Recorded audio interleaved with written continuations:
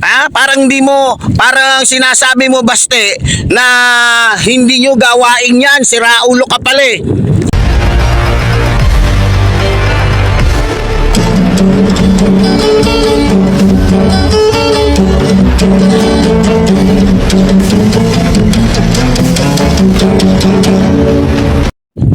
Okay, isang magandang mapagpalang araw po sa inyong lahat. Anumang oras mapapanood po ninyo itong ating vlog. Syempre bago po tayo mag-umpisa mga minamahal ko mga kababayan, binabati muna po natin ang ating mga kababayan Luzon, Visayas, Mindanao na lagi po nating nakakasama sa bawat araw po na tayo po ay mayroong mga mahalagang pinag-uusapan dito po sa ating programang Reaction Mo, Birada Ko. Okay, sa araw pong ito mga minamahal kong mga kababayan, binabati din po natin maging ang ating mahal na Pangulong Ferdinand Marcos Jr., maging ang ating minamahal na House Speaker Martin Romualdez. At syempre, ito pong ating minamahal First Lady Lisa Araneta Marcos. Okay, sa ating mga kababayan na lagi po sumusubaybay dito po sa ating programa, lagi po tayo nakikiusap na sana wag po kayo mag-skip ng ads. At syempre, wag kalimutan na i-share ang video po natin ito mga minamahal ko mga kababayan, nang sa ganon marami po mga Pilipino ang magising pa sa katotohanan, nang sa ganon ay marinig nila ang sigaw ng taong bayan sa pamamagitan po ng ating programang Reaction Mo, Birada Ko. Okay, sa araw pag ito mga minamahal ko mga kababayan ay papanoorin muna natin ito pong bidyong ito na kung saan po nagsalita po itong bunsong anak po na lalaki nitong ni Rodrigo Roa Duterte na kumbaga yung kanilang gawain ay pinapahid na naman sa iba mga minamahal ko mga kababayan. So ito at panoorin muna po natin mga minamahal ko mga kababayan bago natin bigyan ng matinding reaksyon at birada. Ito at panoorin ho natin. Tama yun na. Dawatan na ninyo niya. Siguraduhin ninyo nga kung naa sila iyuda, sigurado nga tibuok maadto sa inyo ha. Kaya unang-una sa tanan, balikon yun ako na di ginailahan kwarta. Ikaduha, kanang kwarta ka na, gika na sa singot ninyo. Ika mo may taxpayers nagiuli lang na nila, unya gibot nga nila pangalan nila nga sila kuno ang naghatag ana. Nga aron inon nga naa kuno mo utang ka bubuton nila kay para uduol namang eleksyon, botohan ninyo sila. Pero inyo hana, so mo na pugaan ninyo daman kay mo may pamaagi sa kontra ron. Unya kani mga local politician diri nga nanagan nga ninggawa sa hugpong sa taong lungsod. Nga nihawa na sa mua, niya mo'y ginatagaan nila aning presidente nga waata ng kwarta. Inyo ka na. Di na iyaka, di na amua, di na ilaka, inyo ka ng kwarta. Ingani ng mga panahon ba, makita yun mo, kinsa gitong tao nga kauban yun mo, amigo yun mo, tinuod yun mo nga kauban yun, sa ato ang political party. Okay, ayun mga minamahal kong mga kababayan, sa mga hindi po nakakaunawang mga kababayan natin, lalong-lalo na doon sa mga pure Tagalog para po maintindihan ninyo kung ano po yung sinasabi niya doon, itong ni Baste, itong anak ni Rodrigo Roa Duterte na kung saan ay talagang kaugali niya. Hindi lamang kaugali niya sa pagiging magnanakaw, sa pagiging babaero, sa pagiging adik, siyempre sa pagiging mamamatay tao. Diba? So kanino pa ba magmamana yan? Alangan naman kay Jose Rizal magmana itong tipaklong na to, itong kabayo na to. So dito mga minamahal ko mga kababayan, sa totoo lang para po maintindihan ninyo ang pinag-uusapan po dito pasensya na po kayo, tayo po ay nasa tabi ng dagat. Tayo po ay alam nyo naman, di ba? So tayo po ay nasa tabi ng dagat. Okay. So sabi niya po mga minamahal ko mga kababayan, kumbaga parang gusto niya sabihin sa taong bayan na yung ibibigay na ayuda o tulong ng ating mga partido ng ating mga partido ng ating mahal na Pangulo ay galing daw sa pera ng taong bayan. Hindi daw sa kanya, hindi rin sa gobyerno, hindi kay Romualdez, hindi kay Pangulong Ferdinand Marcos Jr. So, ibig sabihin niya doon, mga minamahal ko mga kababayan, gusto niya rin sabihin doon, binabanggit niya kasi na inaangkin daw, sinasabi daw ng mga kapartido ng ating mahal na Pangulo na dating kapartido nila na umalis na sa kanila dahil nga ayaw na sa kanila dahil nga sa natuklasan at nabubuking na yung kanilang mga estilo. Ngayon, ang pinatatamaan po dito ni Baste para po malaman ninyo mga minamahal kong mga kababayan, yung mga dati po nilang mga partido nawala na po ngayon sa kanila na halos tulad nga ng sinabi ko sa 100% parang nasa 3% na lamang po yung naiwan sa kanila dahil lahat po ng mga kalyado nila ay kumampi na po sa ating mahal na Pangulo dahil nakita nila ng malinaw pa sa salaming malinaw yung pagiging totoo, yung pagiging tapat sa bayan ng ating mahal na Pangulo na kung saan walang maraming sinasabi kundi lahat ng kanyang ginagawa ay talagang ipinapakita niya ng bukal sa kanyang puso't isipan. Hindi po tulad nitong ni Rodrigo Roa Duterte na napakagaling magsalita, na akala mo ay tunay. Napakagaling, akala mo ay galit talaga sa mga adik, akala mo ay galit talaga sa mga drug lords. Pero kung makikita ninyo, halos ng kabarkada niya, halos ng kaibigan niya, halos ng mga nasa palibot niya ay puro mga magnanakaw at mga drug lord, mga pusher at mamamatay tao. Diba?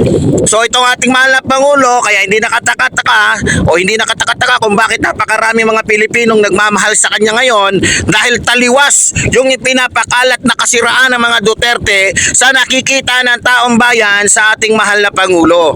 Ibang-iba yung kanilang sinasabi, ibang-iba yung kanilang mga kumbaga ipinapakalat sa pamamagitan ng kanilang mga vloggers sa pinapakita po ng ating mahal na Pangulo. Kaya hindi na natin yan dapat pagtakahan pa kung bakit mas maraming mga Pilipino ang nagmamahal ngayon at sumusuporta sa ating mahal na Pangulo. Dahil ang ating mahal na Pangulo ay totoo, hindi katulad ni Digongyo na sinungaling pa kay Lucifer. So ngayon mga minamahal ko mga kababayan, tingnan nyo gawain nila, gusto nilang ipahid sa iba. Tama naman yun tama naman yung sinasabi niya na yung pinamimigay ng ating mga congressman, pinamimigay ng ating mga, galing naman talaga yan galing naman talaga yan sa buwis ng pera ng taong bayan. Kaya mga minamahal ko mga kababayan, hindi naman sinabi ng mga congressman na amin yan, di ba? Tapos sabi niya nilalagyan daw ng sticker ganito, baliw ka pala parang sinasabi mo Baste na hindi nyo gawain yan, siraulo ka pala di ba? Ikaw, nung nag-aano ka nangangampanya ka, pag pumupunta ka sa isang lugar, anong ginagawa mo? Nilalagay mo yung mukha mo. Nilalagay mo yung mukha mo. Pati nga yung ate mo sa totoo lang di ba? Paalala ninyo mga minamahal ko mga kababayan, nanghingi, ganito kagarapal yung mga Duterte. Nanghingi ng budget itong si Sara Duterte para sa libro. Para sa libro na ginawa niya, yung tunay daw na kaibigan. Pagkatapos manghingi nung walang niya, nung diputang vice president natin na yan, anong ginawa niya? Di ba nasa likuran niya yung larawan niya na parang gusto niyang gusto niyang sabihin na ako ay maging ehemplo ninyo. Ako ay karapat-dapat na maging ehemplo kasi magnanakaw ako, lalakero ako, magaling akong magmura, magaling akong magbanta, magaling akong lahat na, magaling akong magnanakaw, especially yung kanyang pagiging mausay sa pagiging magnanakaw. Diba? Hindi na nga kanyang pera yung ginawa ng libro, nilagay pa niya yung mukha niya doon sa likod. At sinasabi doon siya daw ay tunay na kaibigan ng tunay ka na kaibigan ng mga drug lords, tunay ka na kaibigan ng mga adik, tunay ka na kaibigan ng mga putang ng mga magnanakaw na nasa gobyerno. Nakasabwat mo Sara Duterte. Alam niyo mga minamahal ko mga kababayan, magaling lang magsalita itong mga Duterte pero yung kanilang mga sinasabi ay sila mismo ang gumagawa niyan. Alam naman natin yan mga minamahal ko mga kababayan at hindi yan pwede pasinungalingan ng ninuman sapagkat ang ating sinasabi dito ay puro mga katotohanan na dapat malaman ng ating mga kababayan Luzon, Visayas, Mindanao, maging mga kababayan natin sa abroad na ang kanilang ginagawa ay puro mga kaplastikan lamang. So ngayon Baste, anong gusto mo mangyari? Anong gusto mo mangyari? Mukha mo, mukha ng tatay mo, mukha ng ate mo, mukha ninyong mga Duterte ang ilagay doon. Ha? Alam nyo mga kababayan, magaling lang hutong mga to magsalita.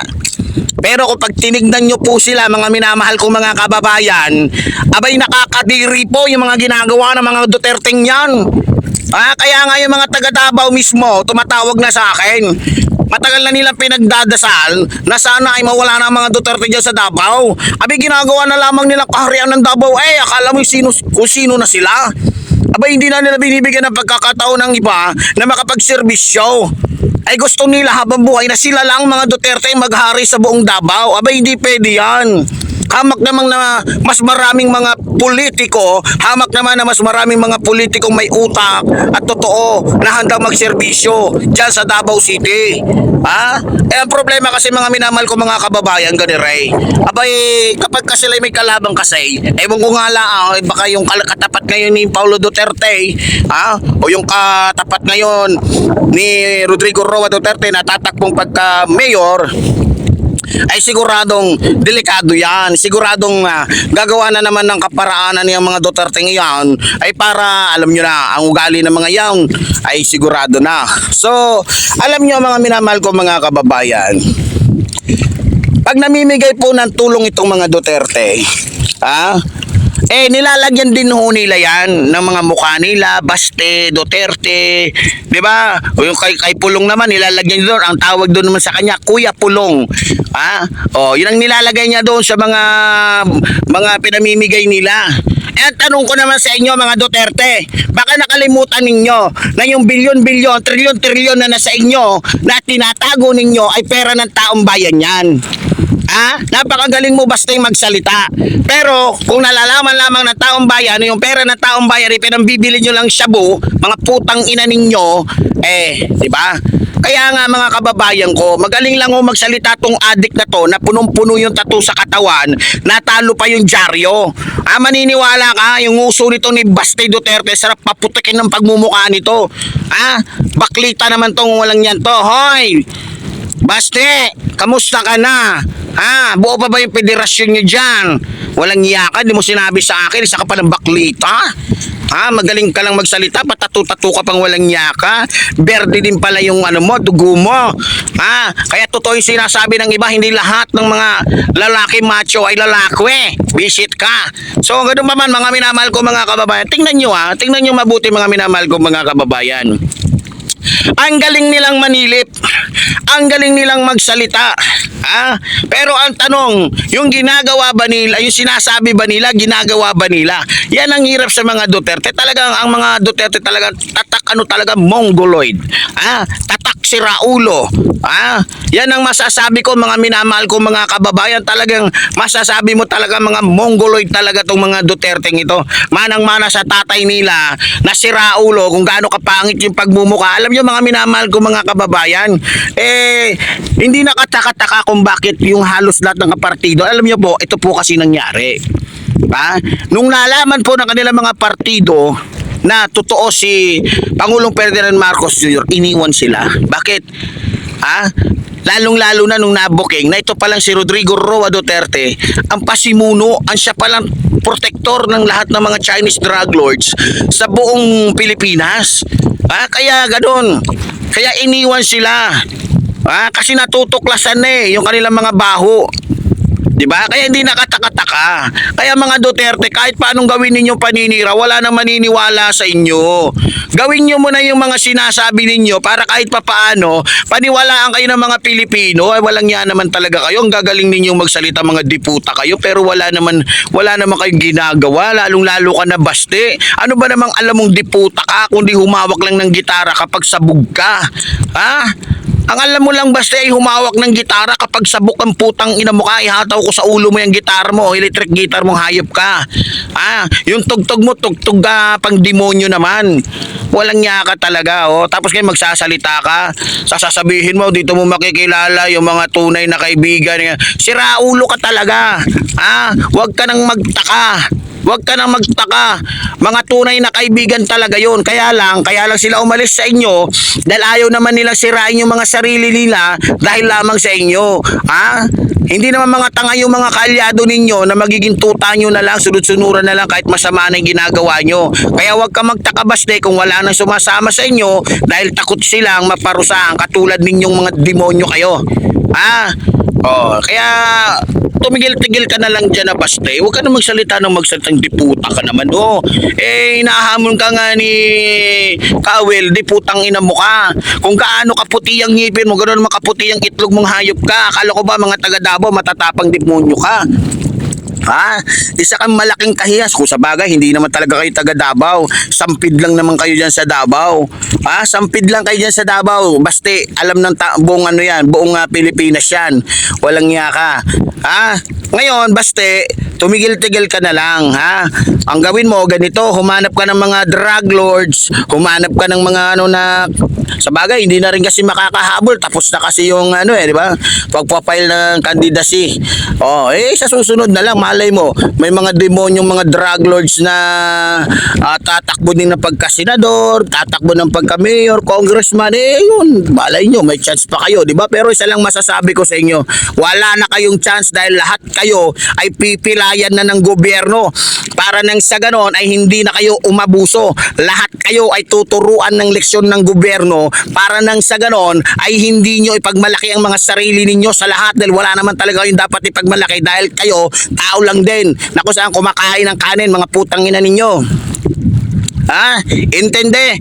Ha? Baste, kung hindi ka pa nakakita, dali ka dito. Sapakin ko yung pagmumukha mo. Tarantado ka. Hindi ka maubusan ng bodyguard. Ewan ko ba kung bakit ayaw mong lumakad ng mag-isa. Gusto mo lagi may nakapalibot sa yung bodyguard. Yung hayop ka.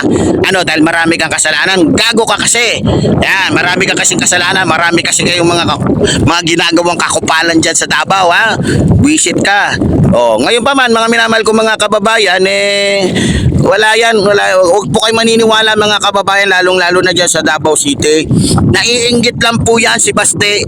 Naiinggit lang po yan sila kasi wala na silang mga kalyado, nakakampi pa sa kanila. Marunong lang niya sila magano pagka nasa kanila yung pabor, di ba? Nakita nyo naman. Pero ganun pa man, ingat-ingat po kayo. Alam nyo naman yung mga utak kriminal yung mga yan. Ingat-ingat po kayo. Dahil malademonyo po yung mga utak ng mga yan. Malamapya po yung mga yan. Ingat-ingat po. Huwag po kayo mag-alala sapagkat ang ating gobyerno ay kikilos na para maturuan po sila ng leksyon. Ha? Huwag po kayo mag-alala. Manalig lamang po kayo sa Diyos, maging sa ating mahal na Pangulo. Hindi po kayo pababayaan ng ating mahal na Pangulo. Lalong-lalo na po yung mga kababayan natin dyan sa Davao City. Hindi na po makakagawa ng kasamaan yung mga yan. Puputulan na po ng sungay ng ating gobyerno yan, mga yan. Kaya relax lang kayo. At wala nang magagawa yung mga yan. Puro lang naman tinatakot nga ni Baste si Colonel sino ba si General sino ba yun yung ng CIDC na ngayon, di ba? Wala naman siyang nagawa doon. Alam mo naman kasi tulongis, marunong lang magsaywar yung mga putang inang mga yan, di ba? So ganun pa man mga minamahal ko mga kababayan, paki-share po nitong ating video sa mga kababayan natin na meron pong pagmamahal sa inyong lingkod Epifanio Labrador. Baka gusto niyo naman akong bigyan ng pamasko. Joke lang. Doon lang sa mga natin, mga datihan na natin, yung mga solid na natin na mga supporters. Merry Christmas sa inyong lahat mga minamahal ko mga kababayan. So ganun pa man mga minamahal ko mga kababayan, muli po tulad po ng sinasabi ng inyong lingkod, mabuhay po ang ating ng bayan. Mabuhay po ang nagmamahal sa ating ng bayan. Maraming salamat po.